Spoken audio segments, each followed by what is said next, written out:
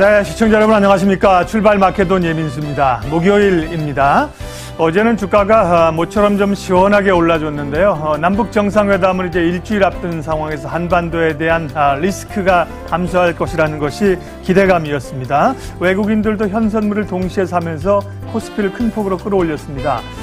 미국의 트럼프 대통령도 관련된 발언들을 오늘 이제 계속하고 있습니다. 어제는 이제 한반도에서 종전선언 이런 얘기를 하면서 기대감을 불러일으켰었죠. 오늘은 북한이 비핵화할 때까지 최대한 압박을 하겠다. 한쪽에서는 이렇게 얘기를 하면서 또 다른 한편으로서는 김정은과의 만남이 성공적이 되도록 할 수 있는 건 뭐든지 하겠다. 이렇게 얘기하면서 트럼프 대통령의 그 어제나 평상시의 그 워딩으로 본다면 상당히 착한 기조죠. 예, 기조 자체가.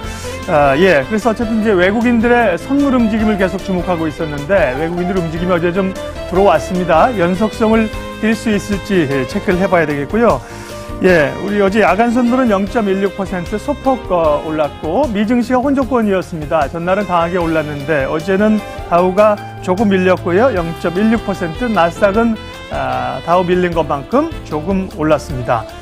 자, 오늘 시장 또 어제처럼 이제 대형주 중심으로 갈는지 또 IT에 대한 기대들, 어제 이제 코스닥이 좀 밀렸던 것들은 또 좀 아쉬움이 남습니다. 그에 대한 영향들을 어떻게 분석할지 시장 보면서 오늘 전략 세우도록 하겠습니다.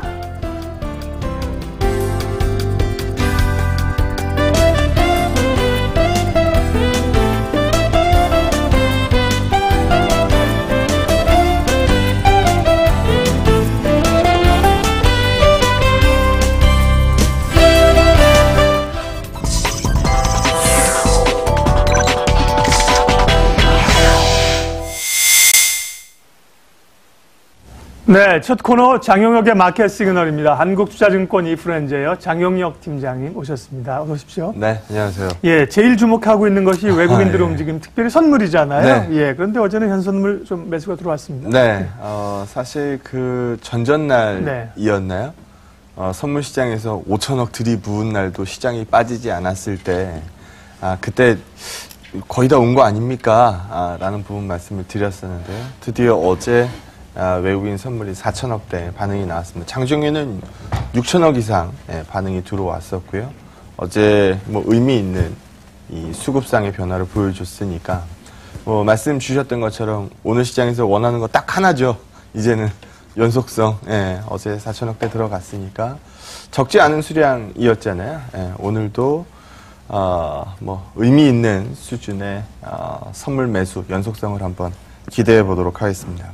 해외 증시 얘기서부터 먼저 하도록 하죠. 어제 다우가 좀 밀리긴 했습니다만 0.2% 빠졌는데 어제 IBM이 7.5%인가 빠졌으니까요. IBM 걷어내고 나서 보면 사실 다우 마이너스라고 읽기도 좀 어려울 것 같습니다. IBM이 실적은 곧잘 줬는데 향후 가이던스를 좀 약하게 주면서 시장에서 조금 영향력을 행사한 것으로 보여지고요. 그거보다 의미 있는 거는 어제는 하루 쉬어갔습니다만 그냥 보합권 움직임이었습니다만 그 전날 움직임, 어제 우리 증시가 그만큼 강할 수 있었던 일정 부분에 뒷받침을 해줬던 요인이라고 할까요? 소위 팬 기업들 이 시세 얘기를 좀 해야 될 것 같아요. 어제는 일제히 좀 쉬었어요. 약보합 정도 나왔는데 그 전날 같은 경우에는 일단 넷플릭스가 9% 올랐었고, 아마존이나, 이런 부분들 3%대 강세 나왔었고, 애플도 플러스 강세 나오는 모습이었고, 페이스북도 2% 강세 나오는 모습이어서, 어제 하루는 조금, 그 전날 상승분이 컸기 때문에, 조금, 미진하긴 했습니다만, 글쎄요, 예전에 우리가 팬 기업들 쳐다보면서, 이거, 팔아야 되나요? 시장의 주도주가 바뀌나요? 이렇게 얘기했었던 부분들과는 상당 부분 또 안도감을 제공하고 있는 것으로 보여집니다. 그게 의미하는 바를 좀 얘기를 하고 싶어요. 첫 페이지 보시면은요. 제가 방송에서 이 얘기를 많이 했던 것 같습니다. 주가는 EPS 곱하기 PER입니다. 이거 그냥 기본 공식이잖아요. 주가가 어떻게 이루어져 있는데요? 라고 물어보면 EPS 곱하기 PER입니다. 라고 대답을 하죠.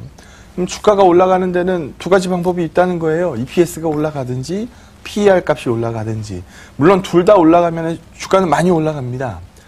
근데 둘 중에 하나만 올라가야 된다라고 하면 EPS 값이 오르고 PE가 서 있는 게 긍정적이지, EPS가 떨어지면서 PE 값이 올라가면 이거는 주가가 오르기는 하지만 약간 불안하다라고 얘기를 하거든요.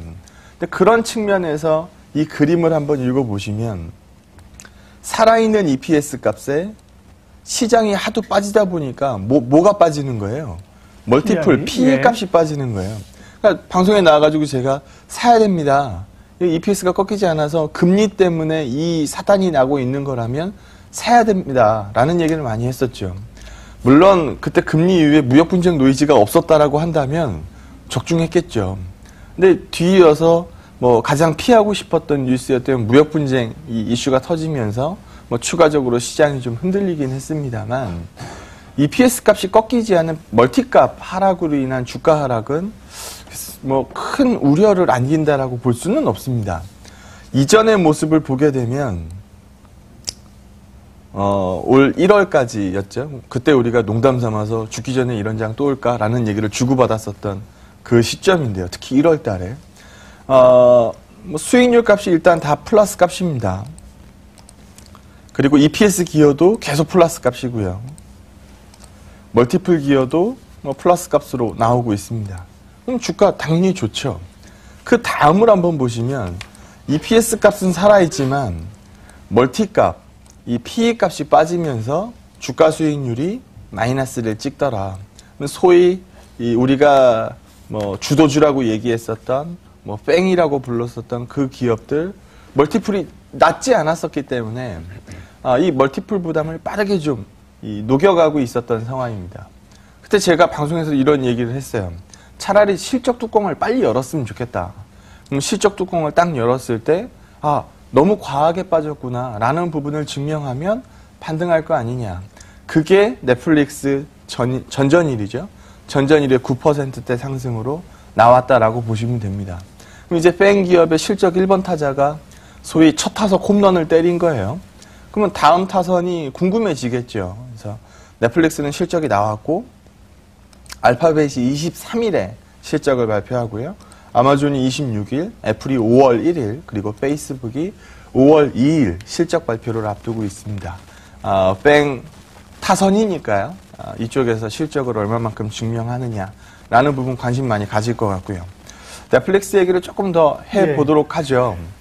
넷플릭스가 이 시장에 던진 화두가 컸다라고 보는 이유는요. 먼저 다음 페이지 먼저 한번 보시면 넷플릭스가 이 저퍼주게요, 고퍼주게요? 글쎄요, 고퍼주 아닐까요? 어마무시한 고퍼주입니다. 지금 이 추정치 값으로 뭐 본다라고 하면 PE 값으로 우리가 소위 얘기하는 100배 주식입니다. 100배 주식. 이거 올해 예상되는 이익을 끌어왔을 때 100배고요.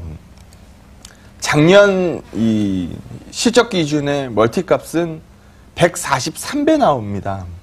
그럼 뭐 저게 말이 되냐? 뭐 이렇게 얘기하실 수도 있어요. 그런데 이 100배 밸류에이션을 그대로 100배로 읽으면 안 돼요. 무슨 얘기냐면 왜요? 미증시의 지금 현재 뭐 S&P 밸류에이션 뭐 얘기하면 한 16배 정도 얘기를 하죠.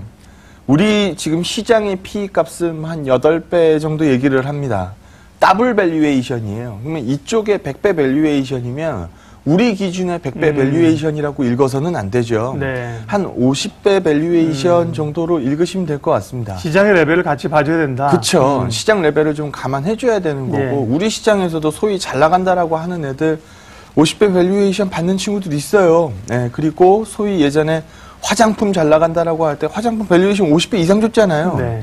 뭐 그런 지금 제약바이오에서는 충분히 일어날 수 있는 일이고 넷플릭스 같은 경우에도 그런 시각으로 좀 읽어줄 필요가 있습니다. 중요한 건 이거예요. 시장이 소위 부담된다라 그래서 고멀티 주식들이 한번 밀렸었는데 넷플릭스가 실적으로 증명을 한번 하고 나더니 100배짜리 밸류에이션 종목이 9%가 뛰더라. 그럼 이거는 위험 선호도가 죽어있는 시장에서는 나올 수 없는 현상입니다. 그러니까 시장이 아직 이 위험 선호도 측면에서 이 긍정적으로 움직이고 있다라는 거를 상당 부분 증명했었던 거고 그게 어제 우리 증시에 상당 부분 영향을 미쳤을 거라는 거죠. 더 재밌는 사실은 시장이 꺼지고 나서 1말 2초에 시장이 꺼지고 나서 넷플릭스도 주가가 빠졌어요. 근데 시장이 절반 회복하는 구간에서 넷플릭스는 강하게 올랐습니다. 초록색인가요? 그렇죠. 네. 그리고 나서 다시 한번 주가가 되밀림을 줬죠. 그 구간에서 넷플릭스가 좀 쉬긴 했습니다만 최근 돌아 나오는 구간에서 하이 레코드, 신고가를 쓰기 시작했다라는 점입니다. 지수가 더 채워지기 시작하면 넷플릭스 시세는 계속적으로 하이 레코드를 계속적으로 갱신하는 그림이 나온다라는 거죠. 그래서 실적 내부적으로 들어가서 보면 YOY 값 매출은 40% 컸고 순이익 값은 전년 동기 대비해서 63% 성장하는 모습을 보입니다. 작지 않은 밸류에이션인데 작지 않은 밸류에이션을 저만큼 들어 올릴 수 있는 건 시장의 위험 선호도가 아직 긍정적이기 때문이다. 그럼 우리 시장도 마찬가지 아니겠느냐. 위험 선호도 측면에서 우리가 이 안전자산화 계산되는 선진 시장은 아니잖아요. 어떻게 보면 선진 시장의 후반부 그리고 뭐 신흥 증시의 뭐 선두권 뭐 요 정도 위치해 있는 시장이기 때문에 위험 선호도의 영향을 안 받을 수는 없습니다. 그러면 위험 선호도가 아직 견조하다라는 부분을 주면 외국인들 최근에 다음 페이지 먼저 볼까요? 어제 보여드렸던 그림이니까 선물을 찍어 눌렀어요. 사상 최대 매도 계약수로 끌고 내려갔죠. 미결제 약정은 날이면 날마다 늘어서 하방 추세를 강화하고 있었던 상황입니다. 어제 보여드렸던 그림이에요. 이거 보면서 저희가 선물 들어와야 됩니다라는 부분을 강하게 말씀을 드리고 있었는데요.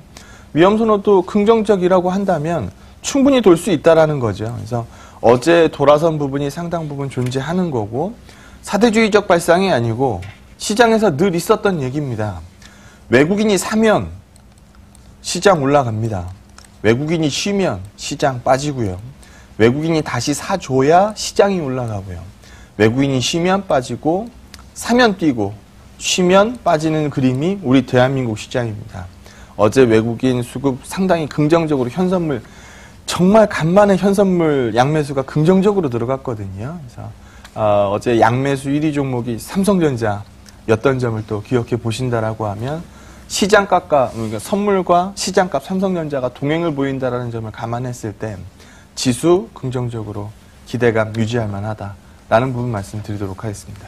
예, 이제 어제부터도 저희가 이제 조금 해볼만 하다. 예, 그럼요. 이런 분이 이미 5천억 들이부었을 때 안 빠질 때는 그래요. 올 만큼 다 온 거죠. 예. 그런데 이제 실제로 해볼만 하다면 어떻게 공략하느냐는 또 좀 고민이에요. 네. 어제 같은 경우도 어쨌든 전일 코스닥이 900 넘고 가면서 역시 이제 벤처펀드, 코스닥, 네, 중소형주 네. 이렇게 가는 것 아닌가 싶었는데 어제는 또 코스닥이 약했고 대형주 IT가 또 강하게 나오면서 예. 코스피 쪽으로 이제 또 IT냐 바이오냐 바이오는 이제 꺼지는 거냐 중소형주냐 대형주냐 좀 헷갈려요 사실. 예. 생각을 최대한 심플하게 끌고 가시면 예. 예상 외로 쉽습니다. 무슨 얘기냐면 소위 시장에서 방향성 논리가 안 나와서 외국인들이 계속 선물을 찍어 누르면서 거래소에서 삼성전자를 비롯한 최상단 종목들 반응이 안 나오고 있었던 상황이에요. 그때 유일하게 시장에서 만질 수 있었던 맘 편한 종목은 코스닥이었습니다. 왜냐하면 벤처펀드니 뭐 코스닥 활성화니 뭐 이런 부분으로 만들어주고 있는 이 부분들이 굉장히 많았잖아요. 그러면 이 코스닥 시장을 대표하는 뭐 바이오 업종에서 소위 쏠림이 나왔던 거는 뭐 어쩔 수 없는 현실입니다. 근데 어제 같은 그림, 기다리던 외국인 선물이 들어와서 잠자고 있던 삼성전자가 2%, 3% 딱 깨어나는 그림이 나오게 되면 그 쏠림이 유지되겠냐는 겁니다. 유지 안 되겠죠.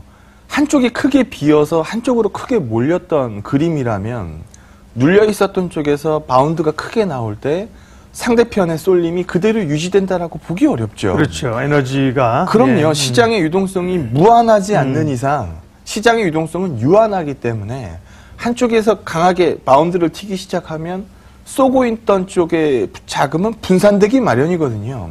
어제 외국인들이 거래소하고 선물은 샀지만 코스닥 쪽은 어제 1,000억 원 정도 내뱉었어요. 이런 그림들이 그냥 나오지 않는다라는 겁니다. 소위 일각에서는 어제 유진투자증권에서 바이오 이제는 뭐 파티가 끝나간다라는 진짜 용기 있는 리포트가 한 건 나왔는데요. 그것 때문이야 라고 얘기들을 많이 하시더라고요. 애널리스트 한 명이 업종 의견을 그만큼 꺾어내릴 수 없습니다. 그분 욕하지 마시고요. 시장에서 그런 움직임이 나올 만한 시점이었고 과도하게 쏠렸던 부분에서의 반작용이 일정 부분 나왔을 뿐이다 라고 보시면 됩니다. 저는 개인적으로 굉장히 공감하면서 읽었는데요. 그 리포트 한번 소개해 보도록 하죠. 여기 한번 보시면은요. 정부 의도와 달리 이 머니게임으로 돌변한 바이오 장세, 버블이 붕괴되면 고통도 크다라고 얘기를 합니다. 사실 지금 현 정부에서 코스닥 살리자라고 얘기 나왔던 거, 개인 투자자들 뭐 소득 좀 늘려보자고, 이 자본소득 좀 늘려보자고 가이드 잡은 거 아닙니까? 그러면서 뭐 KRX 300이니 이번에 뭐 코스닥 벤처펀드니 뭐 이런 부분들 얘기 많이 했던 거 아닙니까? 현 정부에서도 이렇게 한쪽으로 과하게 쏠려서 그냥 묻지마 바이오 장세가 열리는 거, 이거 바라진 않았을 겁니다. 일정 부분은 역효과인데요. 작년 11월 이후서부터 주가가 많이 오른 30종목을 소트를 해보니까 그 중에 80%는 바이오드라는 겁니다. 그러니까 의미 있는 바이오들이 시세를 냈으면은 인정을 하겠는데, 그러지 않고 뭐 얼마 전에 보니까 유증을 해요. 유증을 합니다. 유증을 해서 유증 나온 돈으로 AI의 반, 그리고 바이오의 반 투자한다라고 얘기하니까 다음날 점상한가를 쳐요. 요즘 시장이 그랬습니다. 이런 부분들은 과하다라는 거죠. 그리고 지금 현재 대표적으로 바이오 인덱스를 보는 거는 이 NBI라고 해서 나스닥 바이오 인덱스를 대표적으로 얘기하게 되는데, 그거는 올해 들어서 빠졌습니다. 물론 이쪽 바이오 인덱스하고 우리 대한민국 이 바이오하고 분명히 틀려요. 왜냐하면 선진 시장의 바이오는 이미 성숙된 시장입니다. 우리가 알고 있는 뭐 머크, 뭐 J&J, 이런 굵직한 기업들이 돈을 어마무시하게 벌고 있는 성숙된 시장이에요. 얘네들은 뭐 하이퍼 밸류를 주지 않죠. 그런데 우리 같은 경우에는 이제 커가는 시장, 성장성을 얘기하는 시장이기 때문에 이 정도 밸류 줘야 된다? 그건 절대 아닙니다. 훨씬 더 줘야 되는 건 맞아요. 훨씬 더 줘야 되는 건 맞지만 시장 분위기하고 비슷하게는 가야 됩니다. 그런데 지금 현재 보시게 되면 올해 도대체 무슨 일이 있었길래, 작년 연말서부터 도대체 무슨 일이 있었길래 KRX 헬스케어 값이나 코스닥 제약 이 인덱스는 뭐 어마무시하게 올랐다라는 거죠. 그래서 이런 부분들 소위 좀 버블기 아닌가요? 이 버블이 꺼질 때 충격도 크기 마련입니다. 라는 부분에 대해서 제시가 됩니다. 이 리포트도 공감이 될 수 있지만 제일 이제 전면에 깔려 있어야 되는 건 눌려있던 시장에 외국인 선물과 삼성전자 뭐 이런 대표적인 그림들인데, 그게 뛰었다. 그러면 한쪽으로 쏠려 있었던 매수 기조가 그대로 유지되겠느냐. 이 그림으로 읽으시면 딱 답이 나올 것 같고요. 예. 오늘도 시간이 부족할 것 같아서 사실 어제도 못했는데 오늘 네. 여기까지 얘기하면 될 것 같네요. 중국 인바운드 이 3월 수치가 발표가 됐어요. 이 40만 데이터를 회복을 했습니다. 42만 나왔어요.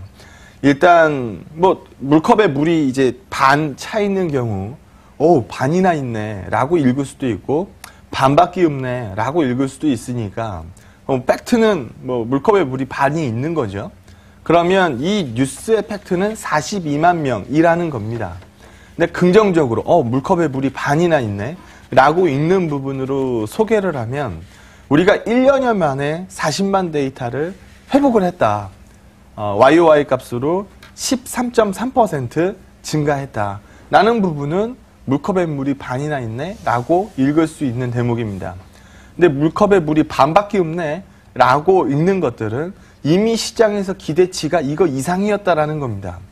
우리는 눈높이가 이미 40만 데이터는 이미 기본 가정으로 깔려 있었던 거고 50만 데이터 보고 있는 상황에서 40만 데이터 나오게 되면 이건 좀 목마르다라는 거죠. 그리고 YOY 값으로 13% 증가했다라고 데이터가 딱 나오고 나니까 우리가 반토막 이상 나 있었던 인바운드 데이터인데 플러스 값으로 돌아서는 시점에 기저를 반영했을 때 적어도 30% 40% 정도 기대치가 있었는데 그거에 훨씬 미치지 못했다라는 부분으로 읽을 수도 있을 것 같습니다.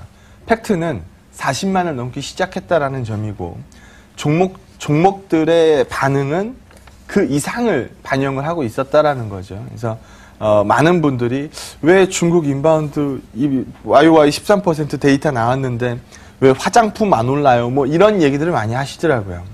화장품 얘기를 조금 덧붙여서 말씀드리면 중국에서 우리 예전에 한류 붐이 이제 한창일 때 많은 중국인들은 이런 생각을 했겠죠. 내가 저 화장품을 내가 저 헤라를 바르면 전지현이 될 수 있다. 라는 생각을 했을 겁니다. 물론 발라보면 전지현이 안 되죠. 네. 그래서 이 한류 붐이 뭐 일정 부분에 코스메틱 붐을 뒷받침을 했었던 건데 사드 이후에 우리가 사드 기간 동안에 놓친 것들이 좀 많다 보니까 우리의 MS 비는 부분들을 외산 브랜드들이 빠르게 장악을 했습니다. 우리가 알고 있는 뭐 랑콤, 뭐 시쉐이도, 뭐 이런 대표 브랜드, 샤넬 이런 브랜드들이 상당 부분 점유를 했다라는 거죠. 그래서 이 중국 시장에서 과거의 파일을 찾지 못하고 있는 부분에서 의미를 좀 찾으시면 될 것 같고요. 최근 신세계 인터내셔널 주가 뭐 보셨는지 모르겠는데 어마무시했죠. 네. 어마무시했어요. 그 신세계 인터내셔널 주가의 이 상승을 비디비치라는 브랜드를 모르면은 설명을 할 수가 없습니다. 이 비디비치 브랜드는 이 중저가 브랜드 굉장히 짜끈한 브랜드예요. 작은 브랜드입니다. 그런데 의미 있는 바가 이거죠. 일반적으로 화장품 하면은 비싼 품목이 뭐가 있나요? 뭐 기능성 아이크림, 뭐 기본 베이스, 뭐 에센스, 뭐 이런 부분들이 비싸죠. 일반적으로 우리가 뭐 해외여행 같은 데 갔다 올 때 선물 뭐 하나 사다 준다 그러면 뭐 사다 줘요? 뭐 립스틱, 뭐 립글로즈, 뭐 쿠션, 뭐 컴팩트 이런 거 사다 주잖아요. 많이 하시네요. 알죠. 네. 그러면 이 이익률 단으로 네. 봤을 때 고가의 이 고마진 상품들 파는 게 훨씬 더 민감할 거고 그렇죠. 이 밑단에 있는 애들이 조금 그나마 좀 덜 할 거 아닙니까? 요즘 면세점 매출 브랜드 넘버 5에 비디비치가 들어갔습니다. 그러면 이런 업체들 뭐 과하지 않은 뭐 트렌드를 타고 있는 뭐 이런 부분으로 평가절하할 수도 있겠습니다만 의미 있는 거는 저 짜끈한 걸 팔아서 매출 순위에 넘버 5로 올라오고 있다라는 점이죠. 그래서 과거처럼 화장품 하면은 그냥 뭐 아모레, 뭐 LG, 뭐 여기서 더 이상 끝나지 않는다라는 점입니다. 집중이 풀렸다라는 거고요. 중국에서도 경쟁이 강화되기 시작했다라는 거고요. 원하는 인바운드 수가 보시다시피 안 나온 상황이기 때문에 그런 부분들을 녹이고 있는 거 아닌가라는 생각입니다. 뒤에 뭐 화학점이나 뭐 추가적으로 준비한 부분이 있는데 그거는 내일로 미뤄서 말씀드리도록 하겠습니다.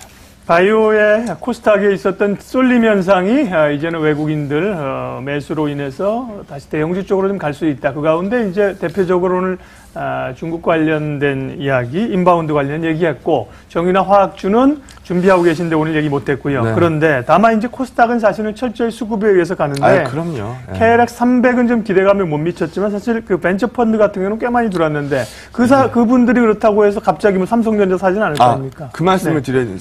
이 벤처 펀드가 7일 만에 모집 7일 만에 1조 원이 넘었어요. 예. 그 뉴스 보고 야 역시 대세는 코스닥이야 이런 얘기를 많이 했을 텐데요.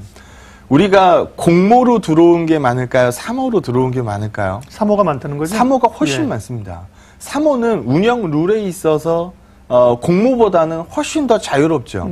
이번 원래 벤처 펀드는 메자닌, 그러니까 뭐 CB, BW 이런 것들 다 포함되어 있고요. 그리고 신주 인수, 뭐 관련된 부분들도 다 포함되어 있는 부분들입니다. 모아진 자금에 맥스로 코스닥 시장에다 종목을 쏜다라고 하면 이 벤처 기업군에다가 50%까지 쏠 수 있는 것 뿐이에요. 그 이상 뭐 쏴도 되고 아니어도 되는 건데 엄밀하게 얘기하면은 30%가 시장 값으로 꽂히는 값이고 나머지 70%는 시장 바깥에서 코스닥틱한 투자들을 할 수 있다는 겁니다. 그래서 이 부분이 1조 원 들어왔으면은 시장 값으로 꽂히는 건 3천억 가격이겠네요. 그래서 그 정도로 읽는 게 옳지 않나라고 네. 판단합니다. 왜냐하면 이제 코스닥이나 중소형주는 그럼 여기서 깔아앉느냐, 이런 사실 궁금증이 있어서 여쭤본 건데. 워낙 쏠림이 한쪽으로 그렇죠. 바이오로 있었기 때문에 네. 바이오의 받자만 보면 오르는 시장이었으니까 그런 부분들은 경계할 필요가 있다라는 판단. 쏠림이 좀 해소되는 국면. 차라리 그게 나아요. 다른 종목한테도. 네. 예, 전략 마무리 짧게 하겠습니다. 네, 뭐 기다리고 있었던, 기다리고 기다리던, 네, 뭐 외국인 선물이기 때문에 뭐 한 방에 뭐 배부를 거라고 보지는 않고요. 의미 있는 거는 어제 동행이 나왔다라는 부분입니다. 삼성전자의 동행이 나왔다는 뉴스고, 그게 반전의 시작을 얘기하는 거기 때문에 지금 딱 필요한 거는 세 글자, 연속성입니다. 오늘 시장에서의 연속성 기대해 보도록 하겠습니다. 예, 마켓 시그널 장영혁 팀장님 함께 했습니다. 고맙습니다. 네, 고맙습니다.